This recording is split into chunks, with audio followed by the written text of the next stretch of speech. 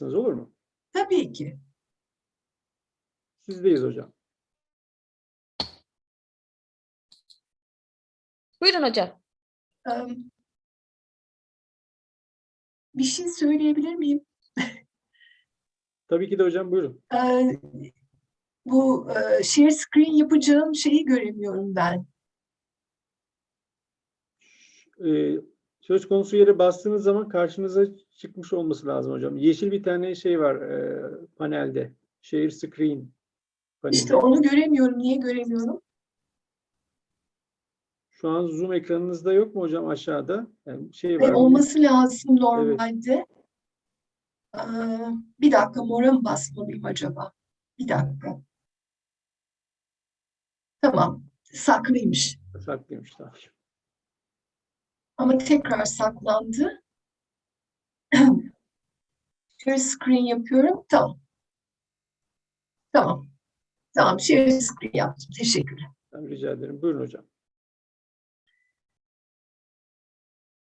Okay, ladies and gentlemen, this is Mina Kara from Bilkent University, and my presentation is going to be related with new institutional economics, institutional change, and distribution.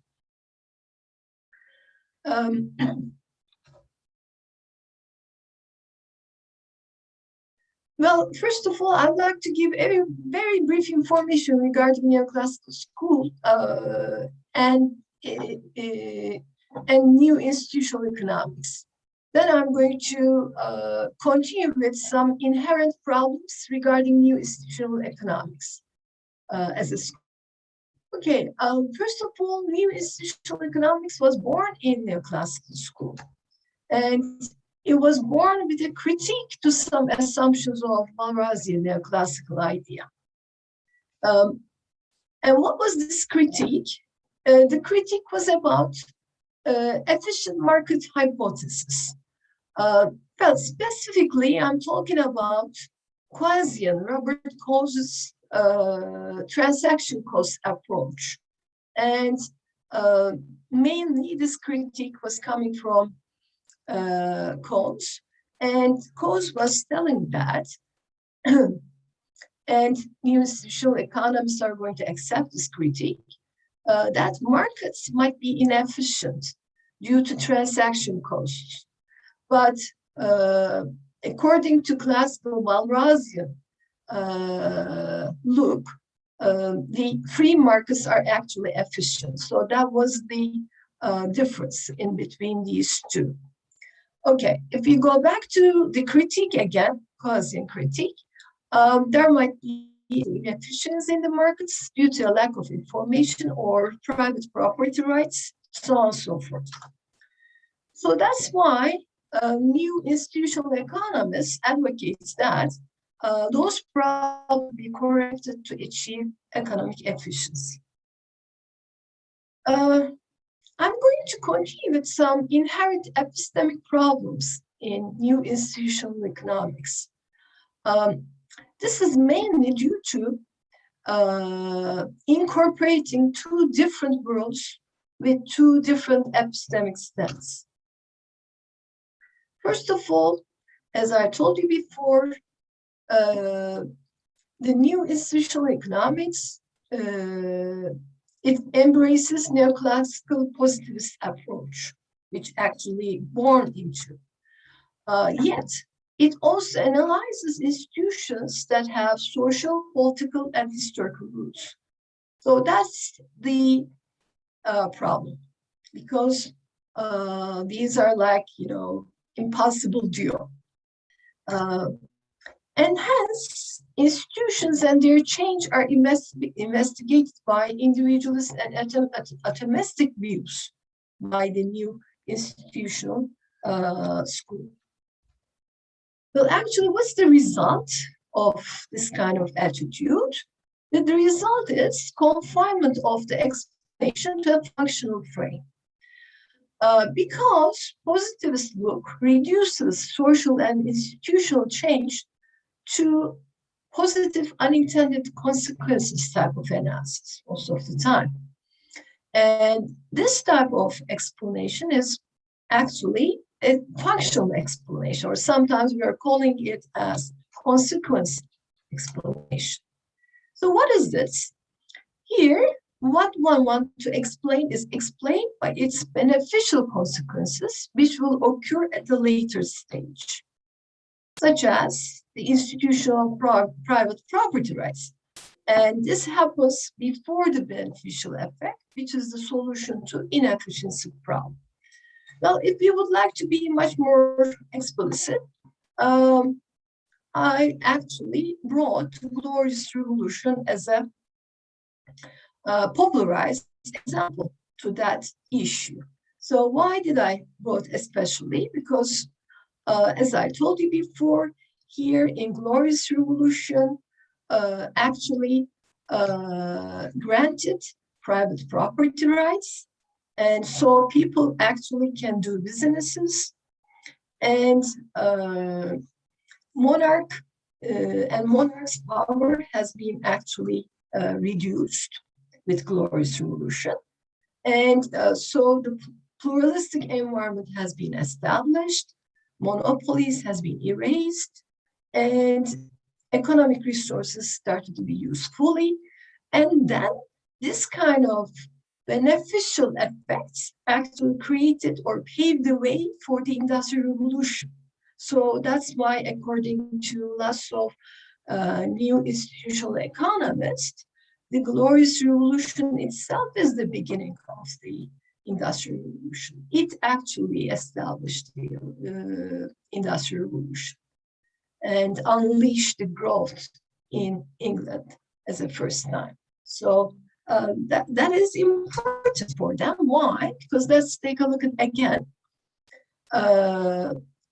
Because via that kind of political institutions, when they established, there is an accommodation for them, the free will of individuals. So there is this causal link from inclusive political institutions to efficiency and economic growth. So what does that mean? It means this. If we go back to the Glorious Revolution example again, Glorious Revolution actually, it established inclusive political institutions, and via that way, it established efficiency that we have been mentioned a minute ago, and so that unleashed the economic growth. So can we rewrite then this idea in a very basic and a simple manner? Yes, maybe we can actually even define it in terms of a function. And in this case, the inclusive political institutions actually determine the economic growth. So that's the main direction of causality in new institutional economics. Now I'd like to change this direction to the other way around. Can't we say economic growth is actually determined by extractive political institutions? Can we see that kind of occurrence? Yes, maybe not that many, but there are these kind of economic growth. We can name at least maybe South Korea, and especially at the beginning, South Korea was ruled by the military regime when they actually started to establish their development. And then they changed it to democracy. But China, especially, can be a specific example over here. What we see is China, it actually has extractive political institutions and keep growing for a long time. When this kind of question has been addressed to new institutional schools people, they reply that yes, it may happen, but it's not going to be sustainable. Okay, we're not so sure about that. I'd like to underline a couple of things over here, specifically regarding China, for example. Well, what I like to underline is this: globalization and outsourcing that has been praised by economic liberals, right? And as long as the West and the East, or the Western developed countries and China wants, it looks like this globalization and outsourcing is going to continue, which is going to create an economic growth in China. And so I have really question marks if this is really sustainable or not.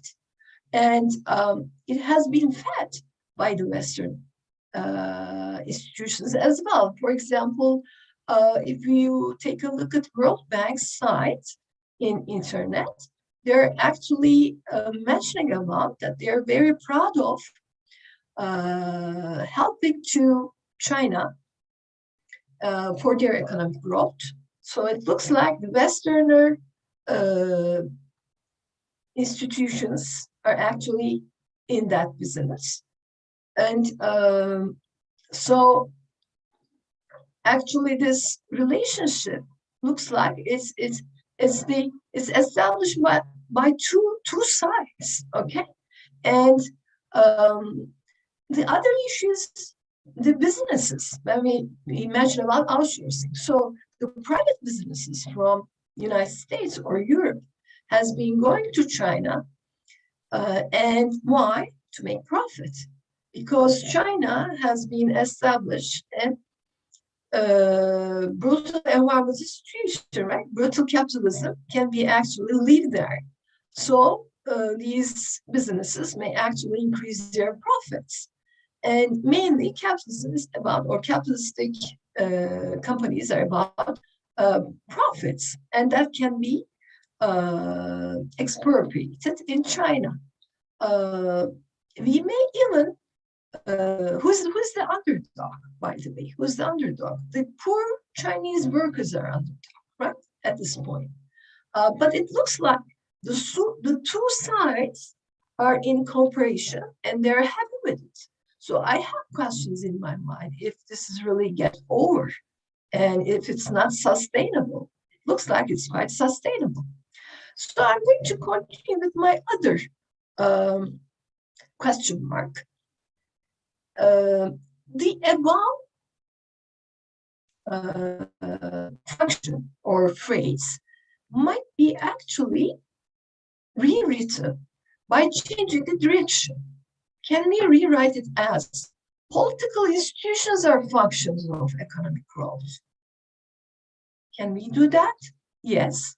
Actually, the glorious revolution story can be used over here, right? Why? Because we can say that the parliamentary monarchy has been established, which was the beginning of capitalism, has been established by glorious revolution. And when we achieved glorious revolution, there was an actually increase in economic growth, right? Economic growth was established a little bit because we know that there was a capital accumulation at the beginning of the glorious revolution, and the parliamentarians, for example, in the parliament would like to continue with their businesses, would like to expand and extend it.